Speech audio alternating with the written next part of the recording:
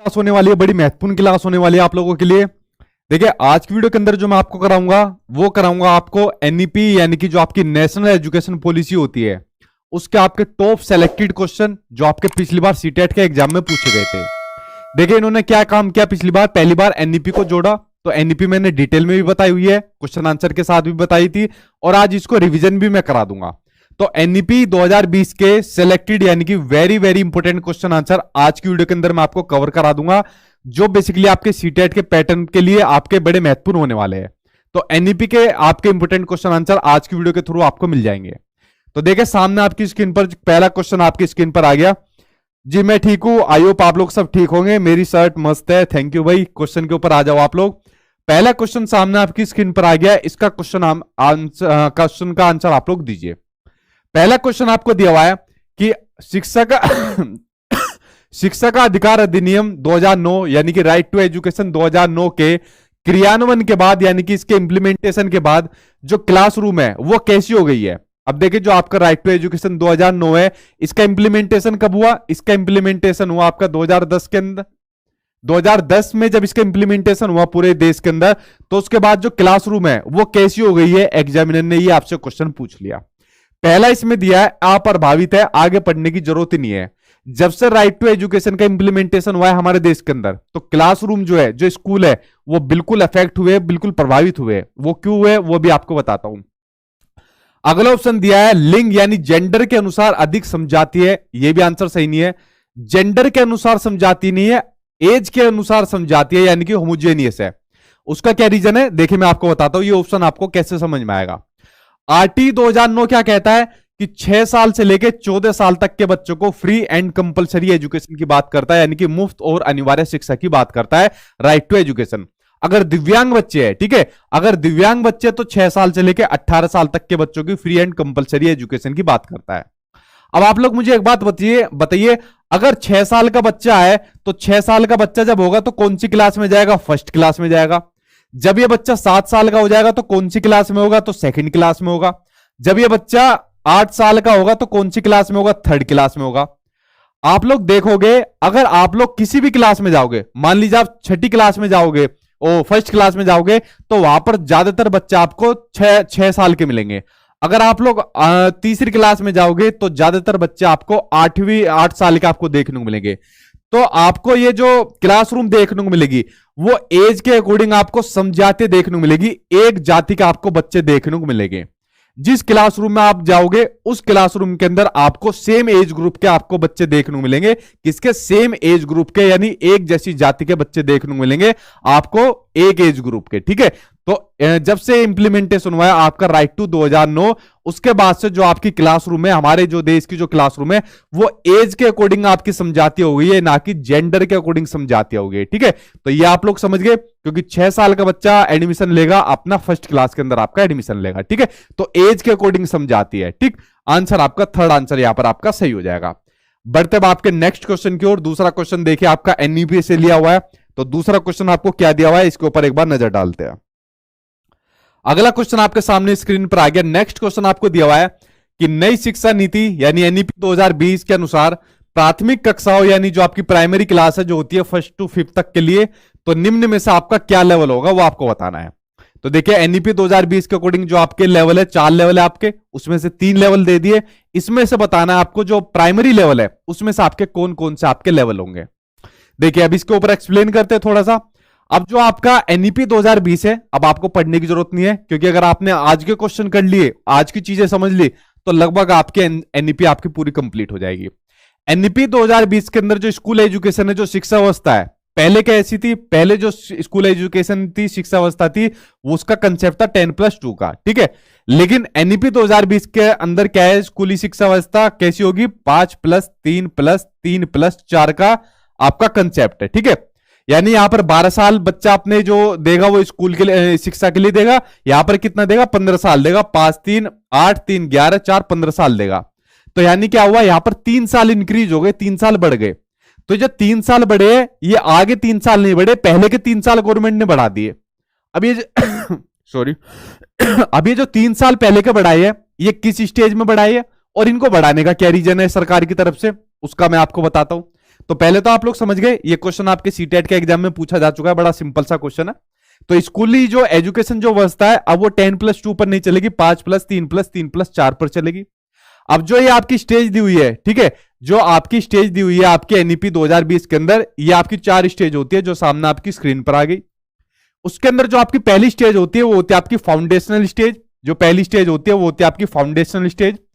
इस स्टेज को भी दो आपकी स्टेज के अंदर बांटा गया है, ठीक है, जिसके अंदर आपका जो बच्चा रहेगा शुरुआत के 3 साल तक, ये शुरुआत के जो 3 साल है वो बच्चा रहेगा आपका, जिसका नाम दिया हुआ है आंगनवाड़ी प्रीवाटिका या बाल वाटिका के नाम से जिसको जाना गया है।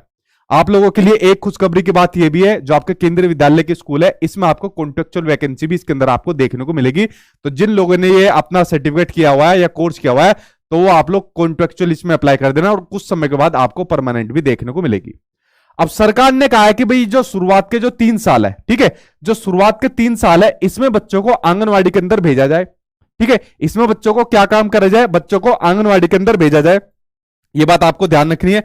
आंगनवाड़ी के अंदर भेजने का इसके अंदर बेसिकली पर्पज ये है, ECCE early childhood care education, ठीक है, ये कंसेप्ट गवर्नमेंट ने दिया कि अर्ली चाइल्डहुड केयर एजुकेशन का कंसेप्ट गवर्नमेंट ने दिया कि जो शुरुआत के 3 साल अगर हम बच्चों को आंगनवाड़ी के अंदर भेजते हैं, बाल वाटिका के थ्रू उसको भेजते हैं, तो क्या होगा, बच्चा जो है उसका जो मानसिक विकास होगा, साथ के साथ उसका आंगनवाड़ी के थ्रू उसका शारीरिक विकास भी होगा, क्योंकि आपके घर के आसपास में क्या होता है, आंगनवाड़ी खूब आपको देखने को मिलती है, जिसमें बच्चा खाना भी खाता है, पढ़ता भी है।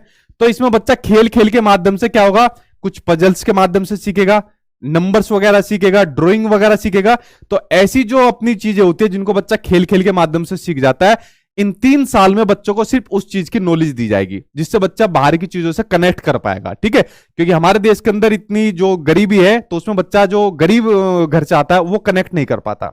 तो इसलिए शुरुआत के जो 3 साल दिए गवर्नमेंट ने, ये अपना बाल वाटिका का यानी आंगनवाड़ी के अंदर आपके जोड़ दिए।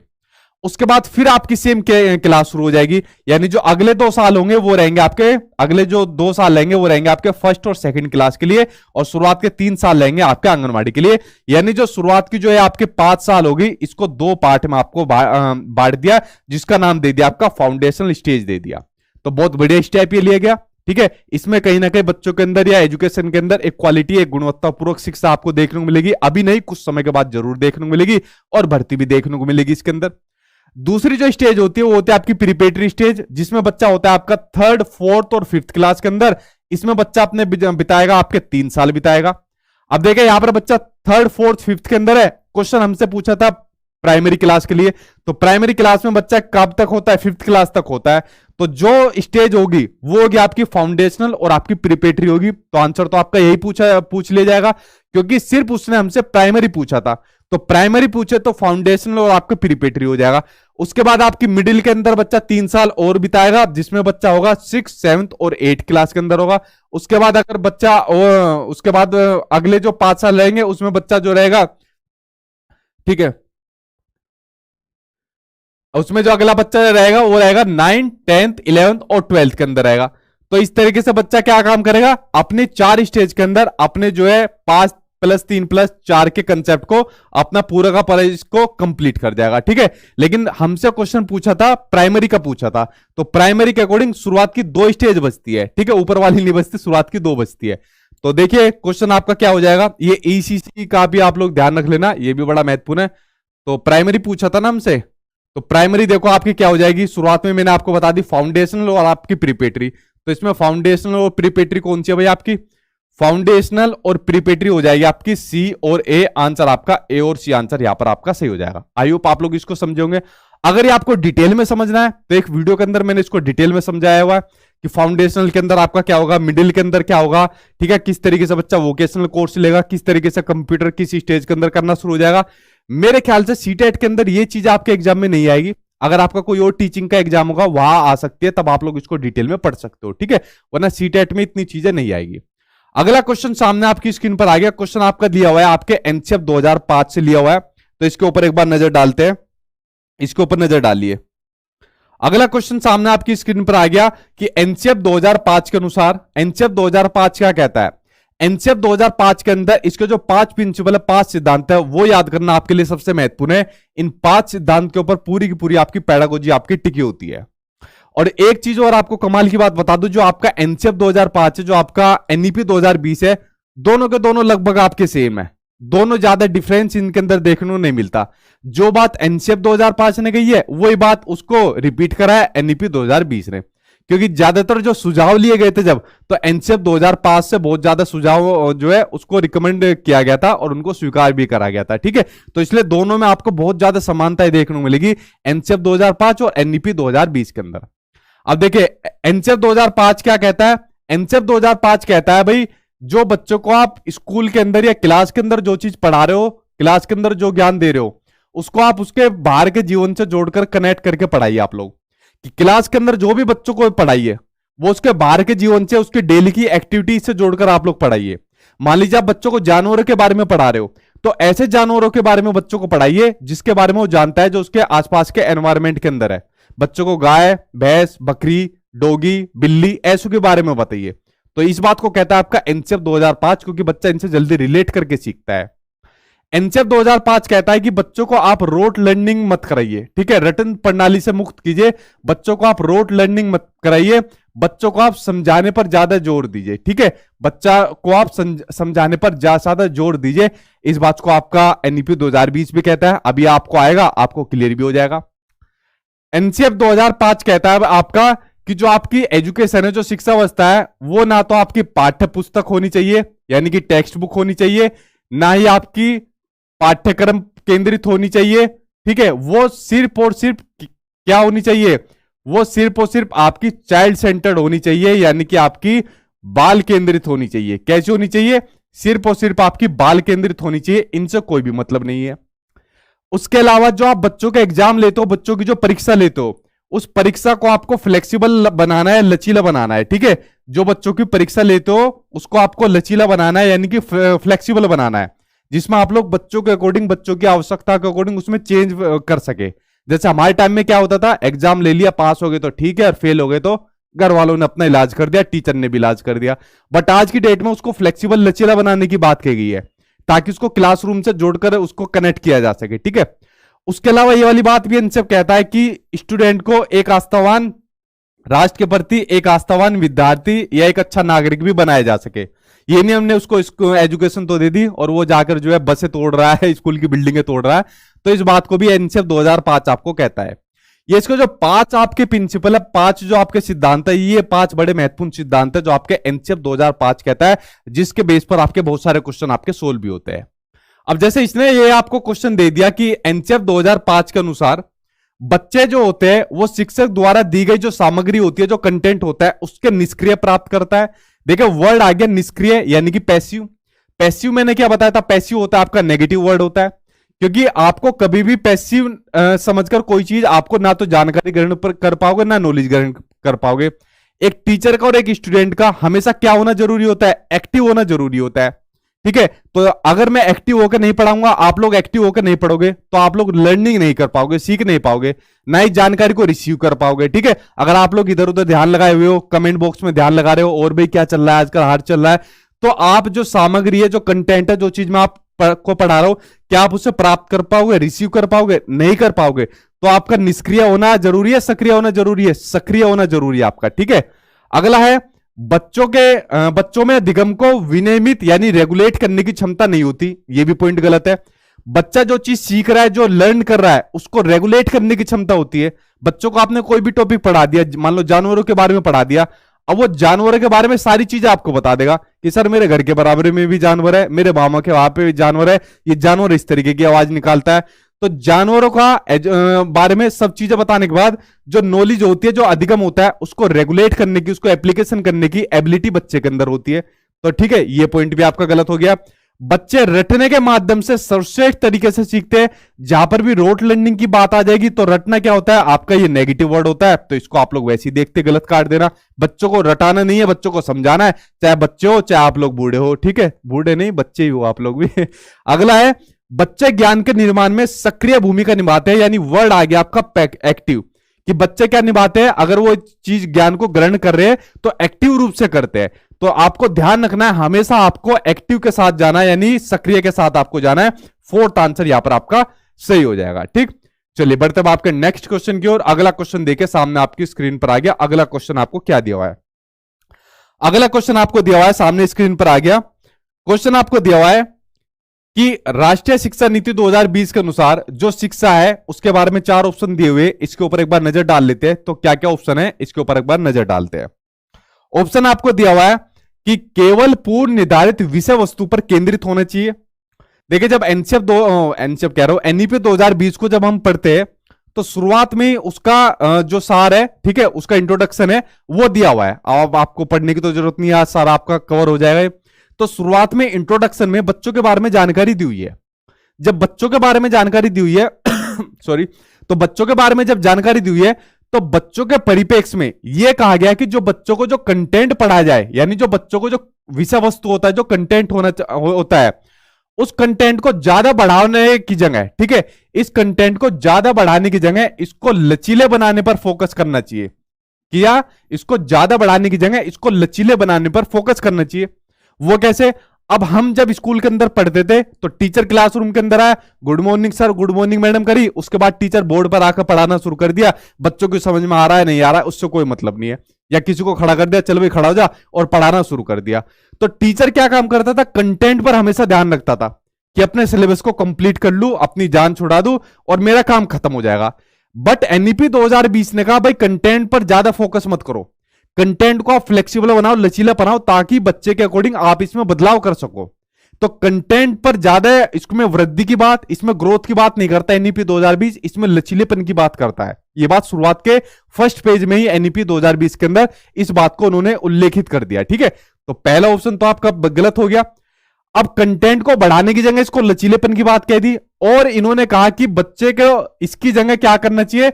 बच्चों को खोज आधारित, जिसमें बच्चा खोज करके सीखे, लर्निंग बाय डूइंग के माध्यम से सीखे, ठीक है, एक एक्टिव एक्सप्लोरर के रूप में सीखे, उस पर बच्चे का ध्यान ज्यादा केंद्रित करना चाहिए। अब बच्चा क्या काम करेगा? बच्चों को आपने कोई भी टॉपिक दे दिया, ठीक है, या कोई भी आपको ऐसा टॉपिक दे दिया, जैसे आपका जानवरी चल रहा है तो जानवरी ले लेता हूं कि जाओ जानवर के बारे में जानकारी कलेक्ट करके लाओ। तो बच्चा क्या काम करेगा? आसपास के इलाके में जो जो जानवर होंगे सारी जानकारी उसके बारे में कलेक्ट कर लेगा। तो इस तरीके की जो डिस्कवरी लर्निंग है, यानी जो खोज आधारित जो अधिगम होता है, वो सबसे इफेक्टिव माना है। किसने माना है? आपके एनईपी 2020 ने आपकी डिस्कवरी लर्निंग को सबसे इफेक्टिव माना है, क्योंकि बच्चा इसमें क्या होता है, सीधा अपना प्रत्यक्ष रूप से कनेक्ट करके सीख रहा है, ठीक है, तो इसको सबसे इफेक्टिव माना है। उसके अलावा इसकी जगह आपका समस्या समाधान पर केंद्रित करने की बात कही गई है, कि जो समस्या समाधान है उस पर एक अच्छा प्रॉब्लम सोल्वर बनाने की बात कही गई है, आपके एनईपी 2020 ने इसको कही गई है। बच्चे के अंदर ज्यादा जिज्ञासा यानी क्यूरियोसिटी बनाने की बात कही गई है एनईपी 2020 के द्वारा। एनईपी 2020 के द्वारा एक पॉइंट वहीं पर एक लाइन के अंदर मेंशन ये भी था कि जितने भी आपके सब्जेक्ट होते हैं उन सब्जेक्ट के बीच आपस में संबंध बनाने की भी बात कहता है। जितने भी आपके सब्जेक्ट होते हैं, मान लीजिए कोई बच्चा सब्जेक्ट पढ़ रहा है, मैथ्स पढ़ रहा है, साइंस पढ़ रहा है, कुछ भी पढ़ रहा है, तो उनके बीच में बच्चा संबंध बनाए, रिलेशन बनाए, ताकि कनेक्ट करके इन चीजों को जोड़ सके, पढ़ सके, ठीक है। तो ये सब चीजें जो बातें वो शुरुआत के आपके इंट्रोडक्शन पेज में आपके लिखी हुई है। उसके अलावा एक और बात उसमें लिखी हुई है, जो अधिगम करता है, जो लर्नर्स होता है, उसमें चिंतन को ज्यादा बढ़ावा दिया जाए, रचनात्मक चिंतन को बढ़ावा दिया जाए, और सबसे महत्वपूर्ण चिंतन जो आपको देखने को मिलता है समालोचनात्मक चिंतन, यानी कि जो आपका critical thinking. Very very important लगा लेना, मेरे ख्याल से इसके बिना आपका बनेगा ही नहीं एनईपी 2020। सबसे महत्वपूर्ण चिंतन आपका क्रिटिकल थिंकिंग।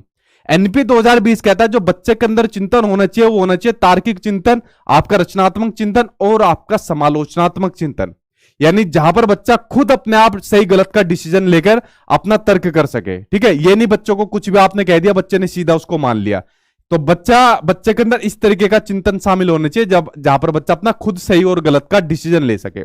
अब यहां पर आपके सीटेट के एग्जाम में पता नहीं कितने सारे क्वेश्चन आपके समालोचनात्मक चिंतन से पूछे गए।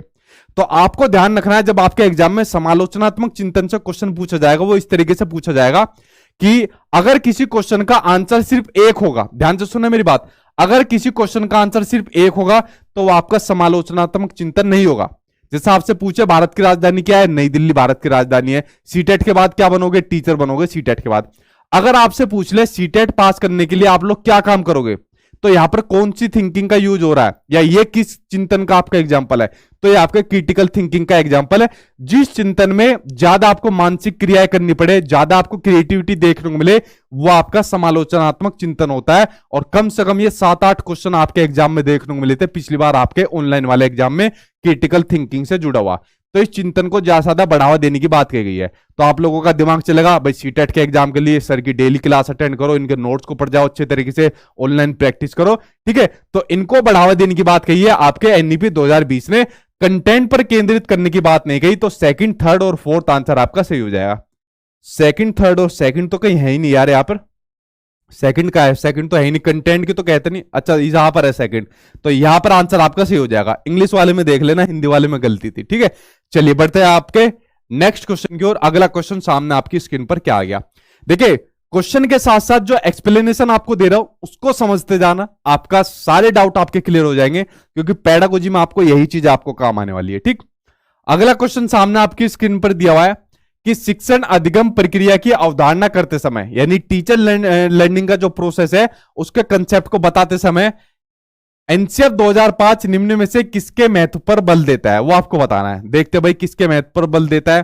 पहला दिया हुआ है एक्टिव एंगेजमेंट, यानी कि सक्रिय जुड़ाव, तो पहला ही ऑप्शन सही हो गया। देखिए सक्रिय जुड़ाव, अब हमारा टीचिंग लर्निंग प्रोसेस चल रहा है, तो टीचिंग लर्निंग प्रोसेस के लिए हमारा एक्टिव रूप से जुड़ना बहुत ज्यादा जरूरी है। अब मैंने वही वाला एग्जांपल आपको दिया, पुराने टाइम में जो गवर्नमेंट स्कूल में टीचर थे, या आज की डेट में भी बहुत जगह होता है, टीचर आए क्लासरूम के अंदर, चलो भाई पढ़ना शुरू कर दो, या अपना कोर्स कंप्लीट कराया और चला गया। वो बच्चों के साथ इंगेज नहीं करता था, जुड़ाव नहीं करता था, ठीक है, और सक्रिय रूप से जुड़ाव महसूस नहीं करता था। लेकिन आपको बच्चों के साथ जुड़ाव महसूस करना है, किस तरीके से एक्टिव रूप से जुड़ाव उनके साथ महसूस करना है, उनके इमोशंस को आपको जानना है, उनकी फीलिंग्स को आपको जानना है, उनकी जरूरतों को आपको जानना है। तो एनसीएफ 2005 कहता है कि बच्चों के साथ आपको एंगेज करना है, एक्टिव रूप से जुड़ाव करना है, सक्रिय रूप से। और दूसरा पॉइंट कहता है आपको उनके साथ बातचीत करनी है, इंटरेक्शन करना है। जितना आप उनके साथ बातचीत करोगे, डायलॉग करोगे, इंटरेक्ट करोगे, उतना बच्चा कॉन्फिडेंट फील करेगा अपनी समस्या को बताने में, या जहां पर भी उसको मतलब कुछ तकलीफ हो रही है, कुछ चीज समझ में नहीं आ रही, उसको एक्सप्रेस करने में आपके सामने। तो इस बात को कहता है आपका एनसीएफ 2005 कहता है। तो पहला पॉइंट आपका सही हो गया। अगला कहता है वेदन और बार बार आपका अभ्यास। मैंने आपको बताया था जो आपका ड्रिल एंड रिपीटेड प्रैक्टिस होता है, ये कैसा होता है, ये आपका नेगेटिव वर्ड होता है। जब आप बच्चों को ड्रिल एंड रिपीटेड प्रैक्टिस कराओगे, मान लीजिए अगर मैं आपको सीडीपी करा रहा हूं, और सीडीपी अगर मैं आपको डेली सीडीपी कराता आपको चला जाओ, ठीक है, तो आप लोग क्या काम करोगे, आप सीडीपी के आदी हो जाओगे। तो इससे क्या हो जाएगा, वो काम रिपीटेड होता जाएगा, आप लोग रोट लर्निंग की तरफ बढ़ जाओगे। किसकी तरफ, आप लोग रोट लर्निंग की तरफ बढ़ जाओगे। और रोट लर्निंग को ना तो एनसीएफ 2005 ने महत्वपूर्ण माना है, और ना ही आपका एनईपी 2020 ने महत्वपूर्ण माना है। तो रोट लर्निंग की जगह आपको कंसेप्चुअल अंडरस्टैंडिंग पर ज्यादा आपको फोकस देना है। तो दूसरा ऑप्शन आपका गलत हो गया। सामग्री को रटकर याद करना, ये भाई साहब आगे रटकर, तो रटना तो आपको कुछ है ही नहीं। अगर अपना भी सीटेट एग्जाम पास करना, रटना नहीं है, समझना है आपको सारी चीजें, ठीक है। तो ये ऑप्शन गलत हो गया। उत्तेजना प्रतिक्रिया संघ से तो कोई मतलब ही नहीं, पहला आंसर यहां पर आपका सही हो जाएगा। चलिए